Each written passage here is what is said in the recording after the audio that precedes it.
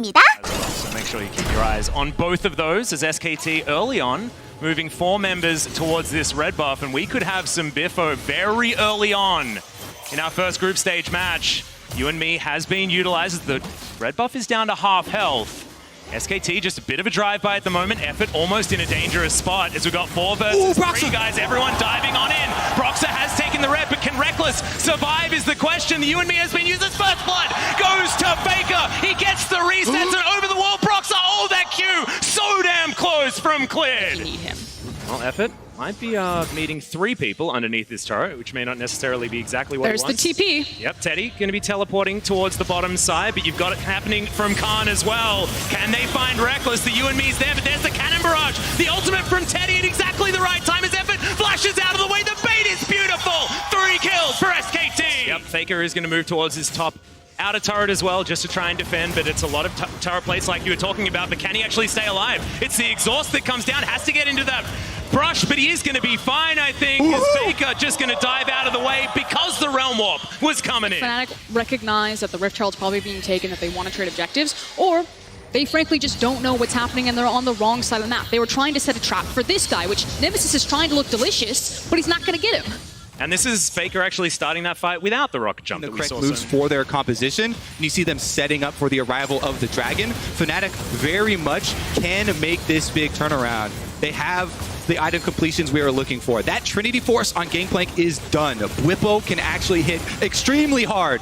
Yep, and Faker going down very, very low, has to jump over the wall, and now the turret is the next in line. But Khan is here, dives on over, looks for Bwipo, but not quite enough damage as the prowling projectile's trying to deter him from waiting underneath that turret. Fnatic try to make a move on the outer turret mid, but it's Teddy that's able to lock down the outer on the bottom side of the map while they're all distracted. Yeah, Fnatic are investing a lot of time to try to push this back into the mid lane. Effort with the clear flank, and now, like you said, Teddy can join them, picks up bot tower as well as that Ocean, and Fnatic are still here banging against the wall of SKT. Yeah, we land the dredge line as Bwipo going to be knocked up into the air, but Hilletsang already dead. Effort going to be traded for it as Faker is bouncing around the fight. He gets the Divine Judgment, but doesn't need it. Broxah falls down as well. The problem is that Akali has a Shroud and can delay for a very long time, so Akali will make the 2v1 not quick, and SKT tried force. Yep. It also means that Broxah could never leave this Baron pit, but he did. I think they'll be dissuaded by Bwipo's ultimate here, but I agree with you. If we're going to see Nemesis and Bwipo out into a side lane to find a pick, that means Broxah, Hilly, and Reckless need to hold this Baron line. Yeah, well, SKT back on the Baron. It's already down to 2/3 health missing as Fnatic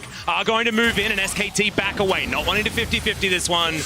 As I thought Fnatic were thinking about potentially staying there, but they have a Rise on the bottom side of the map who's winning up against Khan right now. Yeah, I got a little antsy there when I saw the Fnatic prowling projectile actually tag Baron. Maybe they were trying to keep it low health, but they let it regenerate, return back to the mid lane. One of the teleports has been used, but again, oh, that was close.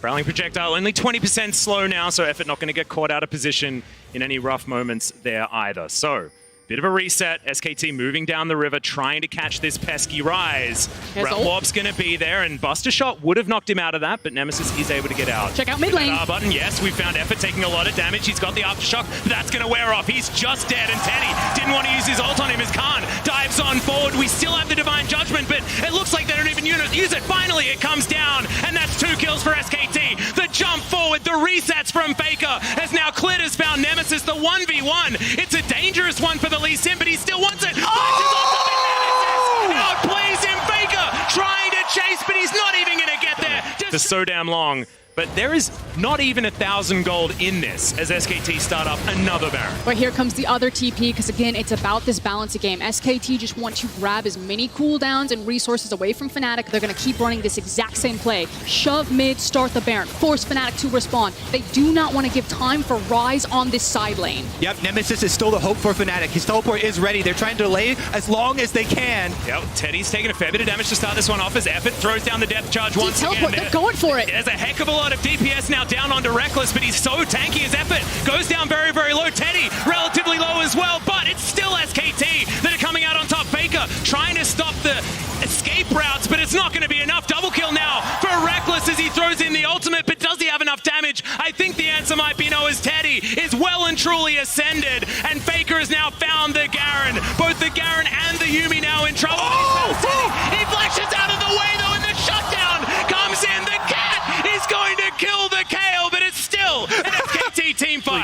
imperative. I mean, the fact that that is still there is so huge for SKT's ability to leave this lane and once again set up around that Baron.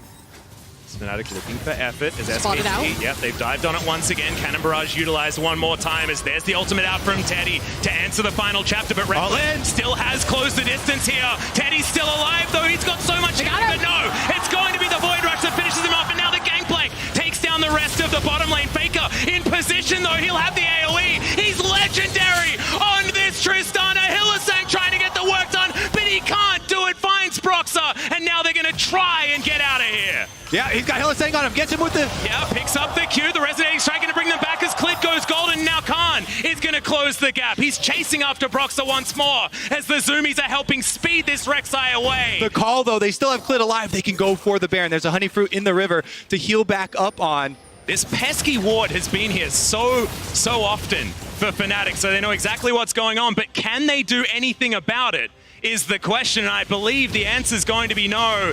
It's SKT teleporting Teddy into this fight, and finally, the Baron is going to be taken at 31 minutes in this game. SKT with a whole lot of control. Fnatic not wanting to give that one up as, oh, that was close. It's left available for Fnatic. It's just the base that they're desperately trying to hold on to. They are going to deny at least this inhibitor turret from being taken down. An aggressive Realm Warp is looking for Khan. Shuriken backflip is going to be there. He pops one of the ultimates, movement speed, as he throws down the Shroud. He should have the next ult, but the root is there from the final chapter. The rest of SKT are in the mid lane. They're going to have to trade the base for this as boom goes the dynamite, but the base is getting destroyed as well. Cannon Barrage can't save you from that one, but at least it keeps the inhibitor alive as Nemesis has teleported in. Hylissang is there as well. Prowling projectile flash from Teddy as the barrels come down. Bwipo doesn't find it as now the SKT turnaround is in. The Gangplank immediately taken off the board. The flash forward from effort to make sure that he can get on Nemesis, but he goes golden. Can he have the AoE damage? There's so much of it as the Buster Shot onto 3 separates Reckless from the fight, and the resets now come in.